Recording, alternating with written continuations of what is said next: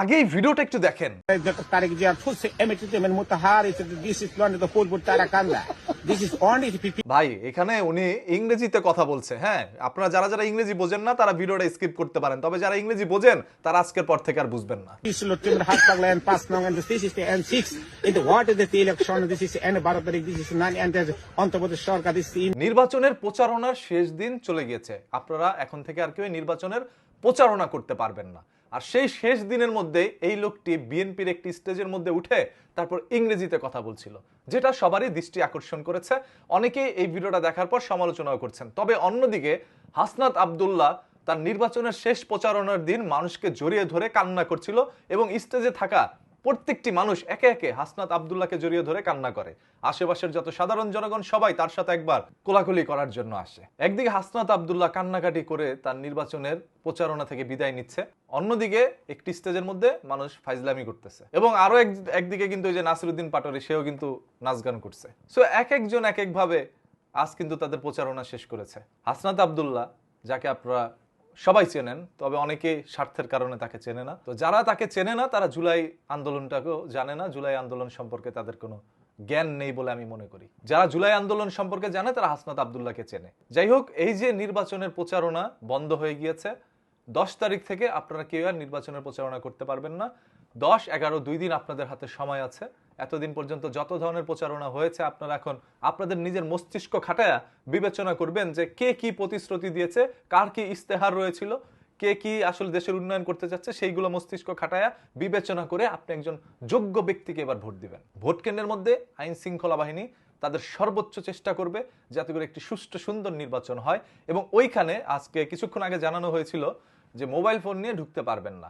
পরবর্তীতে আবারও বলা হয় যে হ্যাঁ, মোবাইল ফোন নিয়ে আপনারা ঢুকতে পারবেন যদি আপনার চোখের সামনে যদি দেখেন কেউ অন্যায় করতেছে, কেউ ভোট কারচুপি করতেছে, কেউ ধরেন দুর্নীতি করছে, আপনি সাথে সাথে সেটা ভিডিও করে অনলাইনের মধ্যে মানুষের সামনে প্রকাশ করে দিবেন। কারণ এই ভোট দেওয়া আপনার অধিকার, যেই অধিকার আপনি গত 17 বছর পান নাই। কে পেয়েছে? আপনার দাদারা, আপনার দাদার দাদারা যারা দুনিয়া থেকে চলে গিয়েছিল তারা এসে ভোট দিয়ে গেছে, আপনি জানেনও না। তবে এবার যেহেতু সুযোগ পাইছেন, আপনার ভোটটা আপনি দিয়েন। আর এই সুযোগটা কাজে লাগানোর জন্যই আপনারা মোবাইল ফোন নিয়ে যাবেন এবং সবাই প্রস্তুত থাকবেন যাতে করে আপনার চোখের সামনে কেউ দুর্নীতি করতে না পারে। যখন আপনারা ভোট দিয়ে একজন যোগ্য প্রার্থীকে নির্বাচিত করবেন, তখন এই দেশটাও পুরো বিশ্বের কাছে যোগ্যতা পাবে। তারাই এই দেশটাকে এগিয়ে নিয়ে যাবে, জনগণের জন্য চিন্তা করবে। এখন আপনার সামনে সব থেকে বড় বড় দুইটি দল রয়েছে, এক ধানের শীষ, অন্যদিকে দাঁড়িপাল্লা, মানে বিএনপি আর জামাত। এখন আপনি কাকে ভোট দিবেন সেটা একান্ত আপনার ব্যক্তিগত বিষয়। কাউকে বলে বেড়াতে হবে না আমি বিএনপিকে ভোট দিব, আমি জামাতকে ভোট দিব। আপনি যাকে ইচ্ছা তাকে দেন। কে নির্বাচিত হবে সেটা তো বোঝা যাবে যে মানুষ কাকে বেশি পছন্দ করে। এখন এই দুইটা ভালো দলের মধ্যে আপনি বাছাই করে নেবেন কে বেশি ভালো, কে দেশের জন্য উপযোগী, তাকে ভোট দিবেন। আরেকটি জিনিস হচ্ছে কিছু ভুল মানুষ একবার করে সেখান থেকে শিক্ষা নেয়, আর না হয় একই ভুল বারবার করে।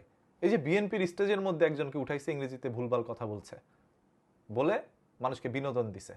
যাই হোক, বিনোদনেরও দরকার আছে। সারাদিন কঠিন পরিশ্রম করে রোদের মধ্যে মানুষের বাসায় গিয়ে ভোট চেয়েছে, তো লাস্টে একটু বিনোদনের দরকার আছে। আর হাসনাত আব্দুল্লাহর জন্য যে মানুষ কেন কান্না করলো এটা আপনারা একটু বললেন, কমেন্ট করে আপনারা একটু জানায়েন যে হাসনাত আব্দুল্লাহকে কেন জড়িয়ে ধরে মানুষ কান্না করছে। উনি তো এমনিতেই আমরা যতটুকু জানি যে হাসনাত আব্দুল্লাহ অলরেডি এমপি হয়ে গেছে। তার এলাকার যে জনগণ তাকে যে পরিমাণ ভালোবাসে বোঝা যায় যে অলরেডি তিনি নির্বাচিত। তারপরও মানে আমাদের এটা গেস করলাম আর কি, তো তারপরও দেখা যাক ভোটের দিন আসলেই তারা নির্বাচিত হতে পারে কিনা। এখন কথা হচ্ছে কে আসলে নির্বাচিত হবে সেটা আমরা জানি না। তবে আপনার কাছে কি মনে হয় আগামী দিনের সরকার এই দেশে কে হবে? ওইটা অন্ততপক্ষে কমেন্ট করে জানাইতে পারেন, দেখি আপনার সাথে আমার মতের মিল হয় কিনা।